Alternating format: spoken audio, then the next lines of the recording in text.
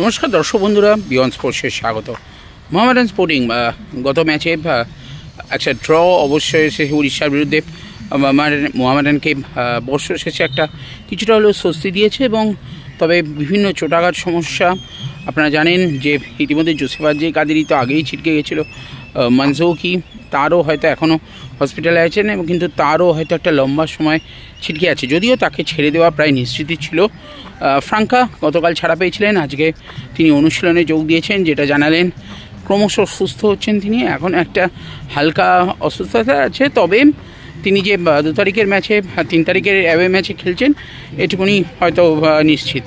তবে পরিবর্তনগুলো নিয়ে যে কথা উঠছে তার মধ্যে ইতিমধ্যে যে বিষয়টা উঠে আসছে যে হয়তো 3 বিদেশি পরিবর্তনের দিকে ঝুঁকছে মোহামেডান স্পোর্টিং। ইতিমধ্যেই জোসেফাজ্জে এবং মানজৌকি তাদের পরিবর্তন তো নেবে বলে নিশ্চিত হয়ে গেছিলোই, কিন্তু আরও একজন পরিবর্তন কার হবে সেইটা নিয়ে কিন্তু বিভিন্ন রকম জল্পনা কল্পনা চলছে।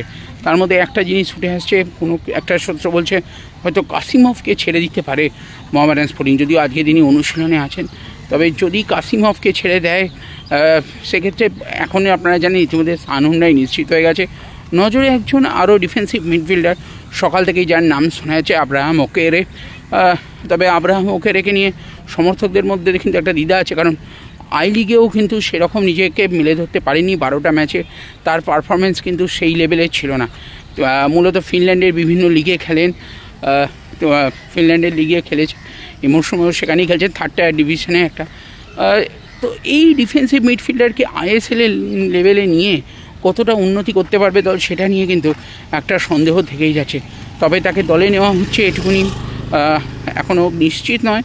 কথাবার্তা চলছে, সেটা কথাবার্তা যে চলছে সেটা শোনা যাচ্ছে আরও এক বিদেশি এবার কার বদলে নেওয়া হবে সেটা, কারণ সানহুন্ডার পর একজন ডিফেন্সিভ মিডফিল্ডার যদি ধরেও নিই তর্কের খাতিরে জোসেফাজ্জের বদলে হিসেবেই ওকেরিকে ভাবা হচ্ছে, তাহলে আরও একজন বিদেশি পরিবর্তন কার হবে। সেক্ষেত্রে কাসিমভ না ফ্রাঙ্কা, কার ওপরে কোপ পড়বে সেটা নিয়ে কিন্তু একটা তবে যেহেতু ডিফেন্সিভ মিডফিল্ড সেহেতু হতে পারে কাসিমভকে ছেড়ে দেওয়ার ব্যাপারে হয়তো ভাবনা চিন্তা করছে মোহামেডান স্পোর্টিং শিবির। সেক্ষেত্রে ফ্রাঙ্কাকে হয়তো রেখে দেওয়া হবে কি না সেটা নিয়ে একটা ভাবনা চিন্তা হচ্ছে। আরেকজন এক্সট্রা স্ট্রাইকার নেওয়া হবে কি না সেটা নিয়েও কিন্তু ভাবনা চিন্তা চলছে।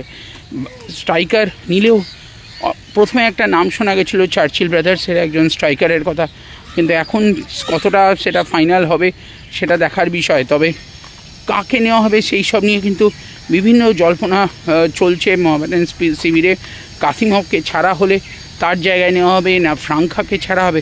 তবে ইতিমধ্যে সানহুন্ডার এবং যেমনটা বললাম আব্রাহাম ওকেরিকে সাথে কথাবার্তা চলছে, আরও একজন বিদেশি পরিবর্তন করে কোন পজিশানে নেওয়া হবে, আরেকজন মিডফিল্ডার নেওয়া হবে না একজন আক্রমণ ভাগের ফুটবলারকে নেওয়া হবে সেটাও কিন্তু দেখার বিষয়।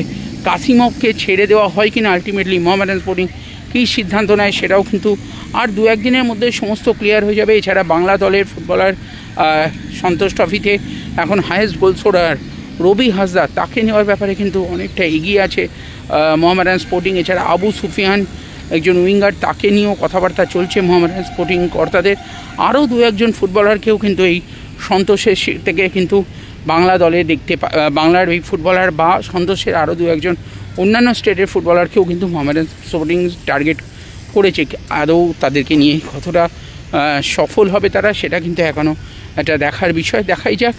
এছাড়া আজকে অনুশীলনে প্রথমে কথা ছিল মেহরাজউদ্দিন সহকারী কোচ, তিনি যোগ দেবেন, এখনও পর্যন্ত তিনি অনুশীলনে যোগ দেননি, যেটা কথা বলে জানা গেল আলটিমেটলি আগামীকাল তিনি মোহামেডান স্পোর্টিং অনুশীলনে যোগ দেবেন। তো মোহামেডান সমর্থকরা কী ভাবছেন এই দলবদলের বিষয়গুলো নিয়ে আপনারা অবশ্যই কমেন্ট করে জানান।